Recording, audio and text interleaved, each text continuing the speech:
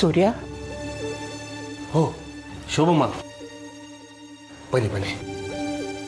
ಯಾಕೆ ಬೇಜಾರದಲ್ಲಿ ಕೂತಿದ್ದೀರಾ? ಏನಾಯ್ತು? ಮತ್ತೇನಾದರೂ ಸಮಸ್ಯೆನಾ ಆರ್ತಿಯಿಂದ? ಹಾಂ, ಸ್ವಲ್ಪ ಸಮಸ್ಯೆನೇ. ಅವ್ರನ್ನ ಹೇಗೆ ಮನವೊಲಿಸೋದು ಅಂತ ಗೊತ್ತಾಗ್ತಿಲ್ಲ. ನಾಳೆ ರಂಜಿತ್ತು ಬರ್ಡೇ. ಸಾಕ್ಷಿ ಫೋನ್ ಮಾಡಿ ಹೇಳಿದ್ಲು ನೀವು ಬರಬೇಕು ಅಂತ. ಆದರೆ ಆರ್ತಿಯವರು ಬರಲ್ಲ ಅಂತ ಕೂತಿದ್ದಾರೆ. ಅವರಿಗೆ ಆದಿತ್ಯನ ಮೇಲೆ ಮಾತ್ರ ಪ್ರೀತಿ. ಸಾಕ್ಷಿ ಆರ್ಯನ ಮೇಲೆ ಒಂದು ಚೂರು ಪ್ರೀತಿ ಇಲ್ಲ. ಅವತ್ತು ಮದುವೆನಲ್ಲಿ ಆದಿತ್ಯ ರಂಜಿತ್ಗೆ ಎಷ್ಟು ಅವಮಾನ ಮಾಡ್ದ. ಆದರೆ ರಂಜಿತ್ ಆರತಿಯವ್ರ ಮೇಲಿನ ಗೌರವದಿಂದ ಏನು ಮಾತಾಡದೆ ಸುಮ್ಮನೆ ಇದ್ರು. ಇದೆಲ್ಲ ಆರತಿಯವ್ರಿಗೆ ಯಾಕೆ ಅರ್ಥ ಆಗ್ತಿಲ್ಲ ನನಗಂತೂ ಗೊತ್ತಾಗ್ತಿಲ್ಲ.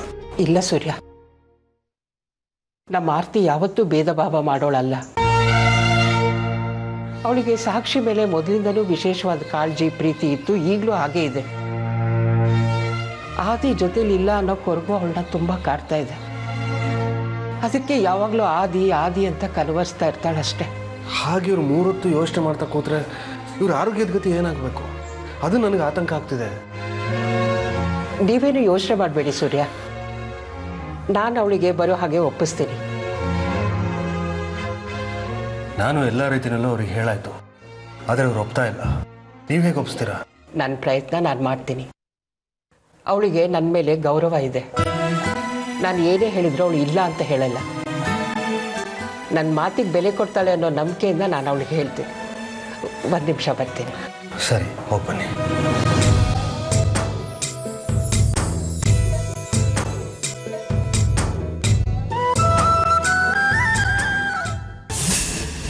ರಂಜಿತ್ ಹೇಗಿದ್ದಾನಮ್ಮ? ಚೆನ್ನಾಗಿದ್ದಾರೆ ಮಾವ. ಅವನು ಬಿಸ್ನೆಸ್ ಹೇಗೆ ನಡೀತಾ ಇದೆ? ಪರವಾಗಿಲ್ಲ, ಈಗ ಸ್ವಲ್ಪ ಚೆನ್ನಾಗೇ ನಡೀತಿದೆ. ಶುರುವಿನಲ್ಲಿ ತುಂಬ ಕಷ್ಟಪಟ್ಟರು. ಒಂದು ರೀತಿಯಲ್ಲಿ ನೀವುಗಳು ಈ ರೀತಿ ಕಷ್ಟಪಡೋದಕ್ಕೆ ನಾನೇ ಕಾರಣ ಆಗ್ಬಿಟ್ಟೆ. ಅವನು ನಿನ್ನ ಮದುವೆ ಆದ್ನಲ್ಲ ಅನ್ನೋ ಕೋಪಕ್ಕೆ ಅವನ ಜೊತೆಗೆ ತುಂಬ ಹಾರ್ಷಾಗಿ ನಡ್ಕೊಂಡ್ಬಿಟ್ಟೆ. ಅವತ್ತು ನೀನು ನಮ್ಮ ಮನೆಗೆ ಬಂದು ಹೋದ ಮೇಲೆ ನಾನು ತಪ್ಪು ಮಾಡಿದೆ ಅಂತ ನನಗೆ ಗಿಲ್ಟ್ ಕಾಡೋಕ್ಕೆ ಶುರು ಆಯಿತು. ಅವತ್ತೇ ಬಂದು ನಿನ್ನ ಹತ್ರ ಕ್ಷಮೆ ಕೇಳೋಣ ಅಂದ್ಕೊಂಡಿದ್ದೆ.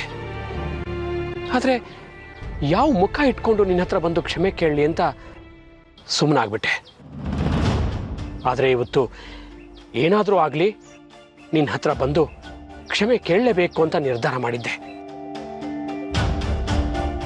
ನಿನ್ನ ಮನಸ್ಸು ನಿಮ್ಮ ತಂದೆ ಹಾಗೇನೆ ತುಂಬ ದೊಡ್ಡ ಮನಸ್ಸಮ್ಮ.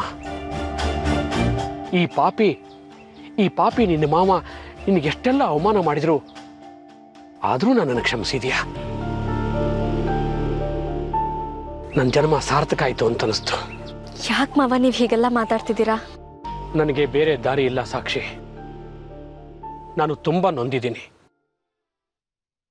ನಾನು ನಿಮ್ಗಳಿಗೆ ತುಂಬ ತೊಂದರೆ ಕೊಟ್ಟಿದ್ದೀನಿ, ತುಂಬ ಅನ್ಯಾಯ ಮಾಡಿದ್ದೀನಿ. ಎಷ್ಟೆಲ್ಲ ನೋವು ಕೊಟ್ಟಿದ್ದೀನಿಲ್ಲ ಅಂತ ನನಗೀಗ ಫೀಲ್ ಆಗ್ತಾ ಇದೆ.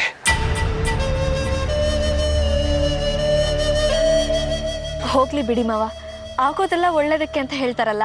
ನಿಮಗೆ ನಿಮ್ಮ ತಪ್ಪಿನ ಅರಿವಾಗಿದೆ, ನನಗಷ್ಟೇ ಸಾಕು. ನನಗೆ ನಿಮ್ಮ ಬಗ್ಗೆ ಯಾವುದೇ ರೀತಿ ಬೇಜಾರಿಲ್ಲ. ಆದರೆ ಸಾಕ್ಷಿ, ನನಗೆ ಅಂತ ಇರೋನು ನನ್ನ ಮಗ ಒಬ್ಬನೇ. ಇವತ್ತು ಅವನು ನನ್ನ ಜೊತೆ ಇಲ್ಲ ಅಂದರೆ ನನ್ನ ಬದುಕಿಗೆ ಏನು ಅರ್ಥ ಇದೆ? ನನ್ನ ಬದುಕಿದ್ದು ಏನು ಪ್ರಯೋಜನ? ಅವನೊಬ್ಬ ನನ್ನನ್ನು ಕ್ಷಮಿಸಿದ್ದೀನಿ ಅಂತ ಹೇಳಿಬಿಟ್ರೆ ನಾನೆಲ್ಲ ಮರೆತು ನನ್ನ ಮನಸ್ಸು ಹಗುರ ಮಾಡಿಕೊಂಡು ನೆಮ್ಮದಿಯಾಗಿ ಈ ಅಸೂಯೆ ದ್ವೇಷ ಎಲ್ಲ ಬಿಟ್ಟು ಜೀವನ ನಡೆಸ್ತೀನಮ್ಮ. ರಂಜಿತ್ ಖಂಡಿತ ನಿಮ್ಮನ್ನ ಕ್ಷಮಿಸ್ತಾರೆ, ಆ ನಂಬಿಕೆ ನನಗಿದೆ. ಆದರೆ ಆ ನಂಬಿಕೆ ನನಗಿಲ್ಲ ಸಾಕ್ಷಿ. ನಾಳೆ ರಂಜಿತ್ನ ಬರ್ತ್ಡೇ. ಪ್ರತಿ ವರ್ಷ ಅವನ ಬರ್ತ್ಡೇನ ಎಷ್ಟು ಅದ್ದೂರಿಯಾಗಿ ಮಾಡ್ತಾ ಇದ್ದೆ. ಇದೇ ಫಸ್ಟ್ ಟೈಮ್ ಅವನು ತನ್ನ ಬರ್ತ್ಡೇಗೆ ನನ್ನನ್ನು ಕರೀದೆ ತಾನೇ ಸೆಲೆಬ್ರೇಟ್ ಮಾಡ್ಕೋತಾ ಇದ್ದಾನೆ. ನಿಮ್ಮ ಮಗ ಕರೀಲಿಲ್ಲ ಅಂತ ಯಾಕೆ ಮಾವ ಬೇಜಾರು ಮಾಡ್ಕೊಳ್ತೀರಾ? ಅವ್ರ ಪರವಾಗಿ ನಾನು ನಿಮ್ಮನ್ನು ಇನ್ವೈಟ್ ಮಾಡ್ತೀನಿ. ನಾಳೆ ಮಿಸ್ ಮಾಡದೆ ನೀವು ನಿಮ್ಮ ಮಗನ ಬರ್ತಡೆಗೆ ನಮ್ಮ ಮನೆಗೆ ಬರಬೇಕು. ತುಂಬ ಸಂತೋಷ ಆಯ್ತಮ್ಮ. ಆದರೆ ನಾನು ಬಂದರೆ ರಂಜಿತ್ ಕೋಪ ಮಾಡ್ಕೊಳ್ಳಲ್ವಮ್ಮ? ನೀವೇನೋ ಯೋಚನೆ ಮಾಡಬೇಡಿ. ರಂಜಿತ್ತು ಅವರೇ ಬಂದು ನಿಮ್ಮ ಹತ್ರ ಮಾತಾಡೋ ಹಾಗೆ ನಾನು ಮಾಡ್ತೀನಿ. ಮಿಸ್ ಮಾಡದೆ ಮನೆಗೆ ಬನ್ನಿ. ಥ್ಯಾಂಕ್ಸ್ ಕಣಮ್ಮ, ತುಂಬ ಥ್ಯಾಂಕ್ಸ್. ಅಕಸ್ಮಾತ್ ನಾನೇ ಹುಡುಕಿದ್ರು ನಿನ್ನಂಥ ಗುಣಸಂಪನ್ನಿ ಹುಡುಗಿನ ಹುಡುಕಿ ತಂದು ನನ್ನ ಮಗನಿಗೆ ಮದುವೆ ಮಾಡಿಕೊಡೋದಕ್ಕಾಗ್ತಾ ಇರಲಿಲ್ಲ. ಸಾಕ್ಷಿ, ನೀನು ನಮ್ಮ ಮನೆ ಸೌಭಾಗ್ಯ ದೇವತೆ.